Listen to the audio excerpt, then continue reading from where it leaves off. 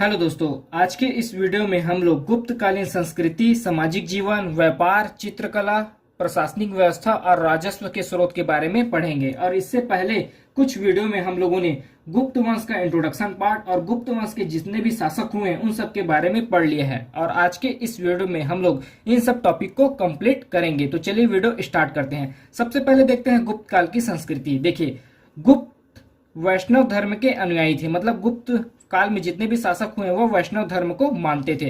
और अधिकांश शासकों ने, गुप्त वंश के अधिकांश शासकों ने परम भागवत की उपाधि धारण की थी।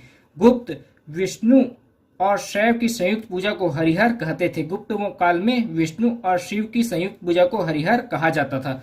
गुप्त शैव धर्म के संरक्षक थे। चंद्रगुप्त द्वितीय के प्रधान सचिव और सेनापति हैं वीर सेन। इन्होंने उदयगिरी की गुफाओं का निर्माण करवाया था। चंद्रगुप्त द्वितीय के प्रधान सचिव और सेनापति हैं वीर सेन। इन्होंने उदयगिरी की गुफाओं का निर्माण करवाया था। गुप्त काल में त्रिमूर्ति पूजा प्रारंभ हुआ था, अर्थात ब्रह्मा विष्णु शिव की संयुक्त पूजा इस समय प्रारंभ हुआ था। ऐसा कहा जाता है कि इसी समय हिंदू धर्म की स्थापना हुआ था। गुप्त काल के समय ही हिंदू धर्म का स्थापना हुआ था और विष्णु और लक्ष्मी की सर्वाधिक पूजा प्रचलित थी। गुप्त काल में विष्णु और लक्ष्मी की सर्वाधिक पूजा प्रचलित थी। उसके बाद देखते हैं गुप्तकालीन व्यापार। देखिए, गुप्त काल में सर्वाधिक महत्वपूर्ण व्यापारिक स्थल था उज्जैन और सर्वाधिक महत्वपूर्ण उद्योग माना जाता था वस्त्र उद्योग। गुप्त शासकों के जो सर्वाधिक सोने के सिक्के प्राप्त हुए हैं उसे दिनार कहा जाता था। भारत के पूर्व ताम्रलिप्ति अर्थात कोलकाता तथा पश्चिमी गुजरात से व्यापार करते थे। और सर्वाधिक महत्वपूर्ण व्यापारिक स्थल हैं भड़ौच, प्रतिष्ठान, विदिशा, प्रयाग, पाटलिपुत्र, वैशाली, ताम्रलिप्ति, मथुरा, कौशाम्बी आदि महत्वपूर्ण व्यापारिक स्थल थे। गुप्तकालीन ये सब उस समय के महत्वपूर्ण व्यापारिक स्थल थे। फिर आगे देखते हैं गुप्तकालीन चित्रकला और मूर्तिकला देखते हैं। देखिए, अजंता में निर्मित 29 गुफाओं में, जिसमें से 6 गुफा वर्तमान में हैं, उसमें 2 गुफा गुप्तकालीन हैं, गुफा नंबर 16 और 17।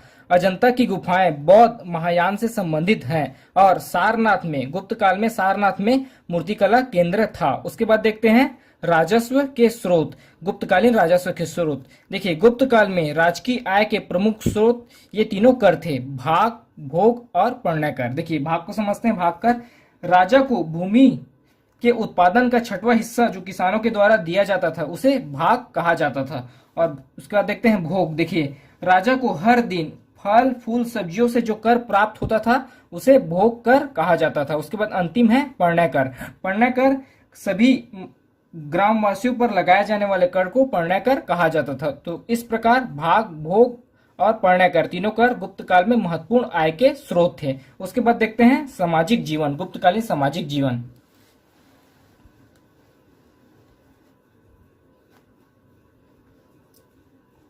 देखिए, सामाजिक जीवन उस समय दास प्रथा चरण सीमा पर थी। सती प्रथा प्रारंभ हुआ था 510 एडी में और इसकी जानकारी हमें एरण अभिलेख से मिलता है जिसको भानुगुप्त ने खुदवाया था। गुप्त काल में उस समय पुनर्विवाह शुरू हुआ था और अछूतों की संख्या में वृद्धि हुआ था। उसके बाद देखते हैं प्रशासनिक व्यवस्था। देखिए, राजपद वंशानुगत आधारित था। सर्वाध्यक्ष, सभी राज्यों के केंद्रीय विभाग का प्रमुख को सर्वाध्यक्ष कहा जाता था। देखिए, प्रतिहार, अंतपुर का रक्षक को प्रतिहार कहा जाता था और राजमहल का प्रधान सुरक्षा अधिकारी को महाप्रतिहार कहा जाता था। फिर देखते हैं कुमार मात्य, पदाधिकारियों का सर्वश्रेष्ठ को कुमार मात्य कहा जाता था। महाबला अधिकृत, देखिए, सेना का सर्वोच्च अधिकारी को महाबला अधिकृत कहा जाता था। फिर महादंड नायक, मुख्य न्यायाधीश को महादंड नायक कहा जाता था। फिर आता है अमात्य। देखिए, नौकरशाही को अमात्य कहा जाता था। फिर कुमार अमात्य, सर्वोच्च प्रशासनिक अधिकारी को कुमार अमात्य कहा जाता था। फिर है महासंधि विग्रहिक। देखिए, विदेश मंत्री को महासंधि विग्रहिक कहा जाता था। उसके बाद है पुस्तकाल। देखिए, भूमि के लेखा जोखा करने वाले को पुस्तकाल कहा जाता था। उसके बाद है पुरुपाल। देखिए, नगर के मुख्य अधिकारी को पुरुपाल कहा जाता था। फिर उसके बाद है महाभंडाराधिकृत। देखिए, राजकोष के प्रधान को महाभंडाराधिकृत कहा जाता था। उसके बाद है रणभंडागारिक। देखिए, सेना की सम्मान की व्यवस्था करने वाले को रणभंडागारिक कहा जाता था। उसके बाद है दंडपाशिक, एक पुलिस अधिकारी को दंडपाशिक कहा जाता था। उसके बाद है विनय स्थिति स्थापक, धार्मिक मामलों की कार्य करने वाले अधिकारी को विनय स्थिति स्थापक कहा जाता था। उसके बाद है महाअक्षपटलिक, आय व्यय की लेखा जोखा करने वालों को महाअक्षपटलिक कहा जाता था। उसके बाद है सौलिक, देखिए सीमा शुल्क विभाग के प्रधान को सौलिक कहा जाता था। उसके बाद है ध्रुवाधिकरणिक, राजस्व एकत्रित करने वालों को ध्रुवाधिकरणिक कहा जाता था। उसके बाद है